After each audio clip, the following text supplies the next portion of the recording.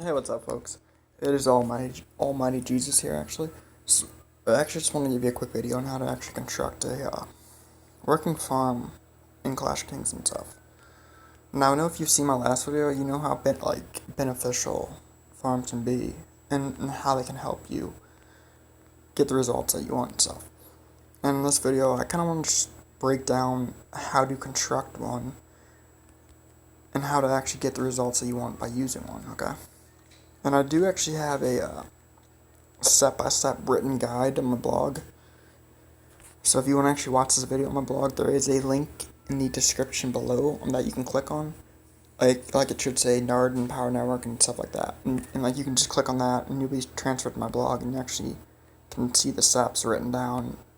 And it will actually help you understand this a lot better. So you can go ahead and actually watch this video on my blog if you want, and just make sure if you do, make sure you give this video a thumbs up before you do, just so like people know that this is valuable, because it will help you. Other than that, enjoy the video. I'm gonna dive right into it though right now.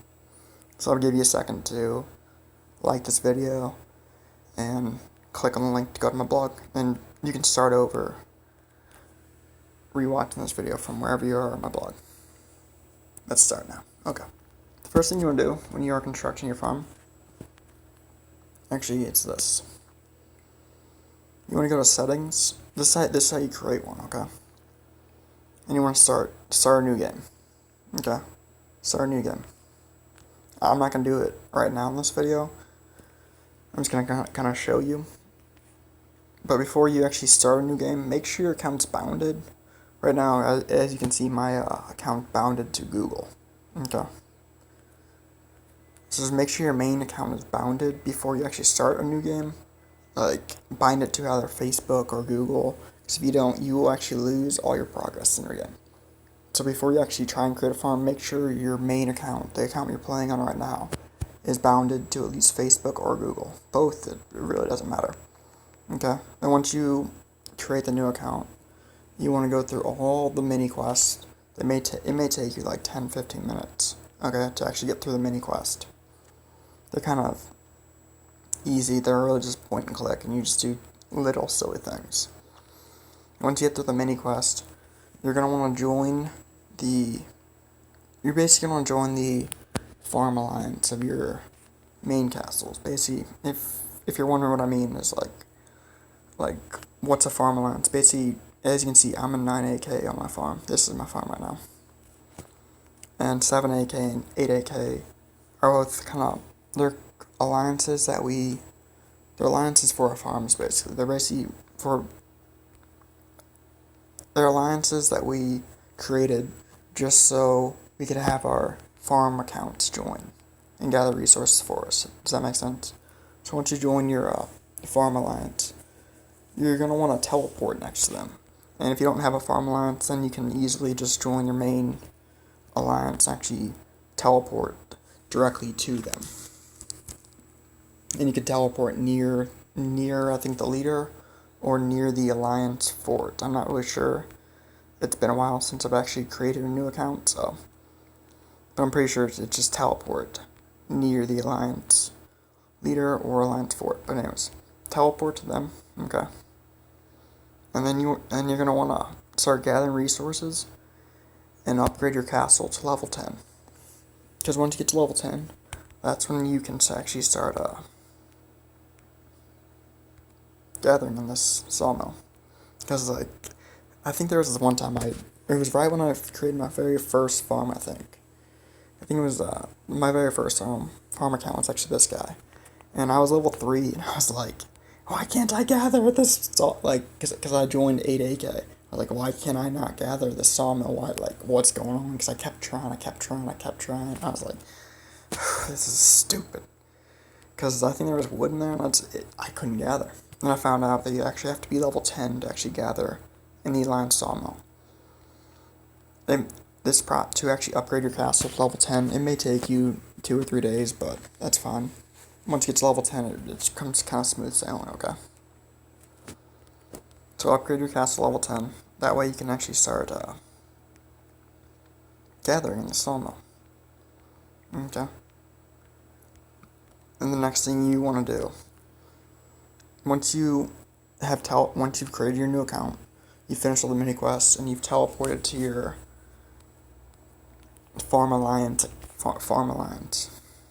and you are level 10 and stuff, you're gonna want to figure out what resources you actually need to upgrade your castle and stuff. Like, if you saw my video on how to upgrade your castle, then you know what I'm talking about. You want to know what resources you need to either upgrade your castle, or really like anything inside your castle, for that matter. And then what you want to do on your farm is you want to gather those resources. If that makes sense. Basically, you want to gather the resources you need in order to actually upgrade the buildings that you want to upgrade. Does that make sense? And basically how you do this is, for example, on this guy's 7AK, the J farm, and the J farm 2, these guys are just, these castles, the only thing I gather on these guys is food. That's the only thing I gather. I rarely gather food on my main. I only gather food on these guys. And basically how I constructed them, if you want to do this too, is and I gather wood on my main, and I gather the other resources on my main too. I'm going to just show you this. Whenever you upgrade your lord level on your farm, if you want to actually increase the amount of resources you can gather, basically max out. If you're gathering food, like if you're gathering wood on your farms, then max this out, and completely skip over the food and the food part. Just max out the resources that you're gathering on that particular farm. Okay, does that make sense? As you can see, like 20 there, 20 there.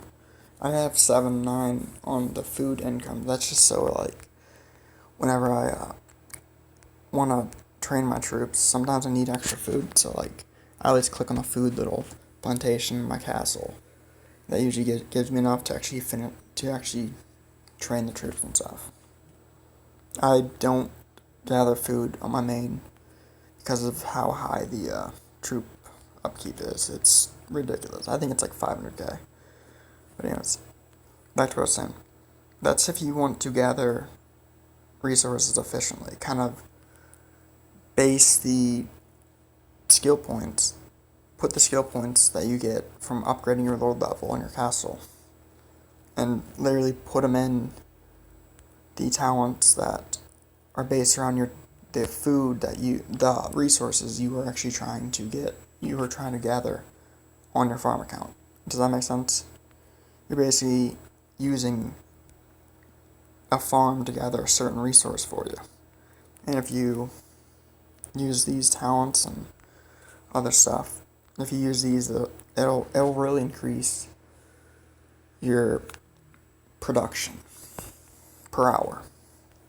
Like when I first created my farm, actually, I didn't do that. You know, I had all my talents in like food, but I was gathering iron and wood some weeks, and I was gathering like mithril the next week, and it's smarter to kind of use farms to gather certain resources and kind of base that farm around, and kind of base what you're doing on that farm to help you gather that particular resource. And that'll help you keep your production up higher and help you actually gather more resources in a shorter amount of time.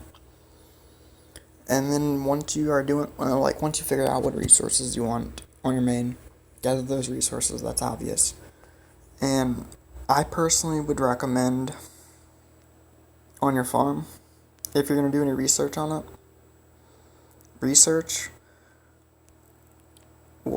max out the research, and I'll show you.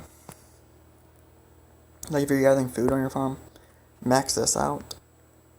The animal plow, that increases your food gathering speed by 28%. Or if you're gathering wood on your farm, this one too, that 28% for wood, And now what was I gonna say? Dang it, I totally just lost my train of thought a second ago. That will help you gather more. And if you want to get more marches on your farm, like how to construct it, this is actually how I do it, truthfully. I would max this out, supply cart, because that kind of increases your troop load. Okay. And on the military stuff, the leadership, that gives you an extra march. This allows you to march extra 6,000. I would max that out too. And this. On my farms, actually, they're the two of them. I only have 3 marches, but when I use VIP 8, I actually have 4 marches. And actually, when I activate VIP, I have 4 marches, but it's whatever. So I would max that out to actually increase your production flow on your college. I think I actually have them. If you want to know exactly what those are again, I think I have them written down on my blog. They might be below this video, but I'm not really sure. Anyways, that's kind of how to actually construct a farm.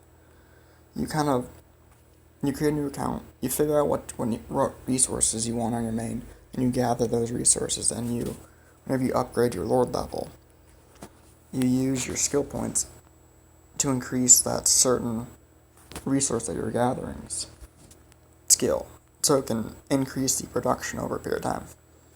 Does that make sense? I hope so. So if you enjoyed this video, actually give it a like, leave a comment below, and actually feel free to share this with some of your alliance members, because having a farm can really help you out on gathering resources and actually leveling up your castle pretty quickly. So feel free to actually share this video with your alliance members to help them out as well. And have a great day, and I will see you on the beaches of the world, my friend. Take care.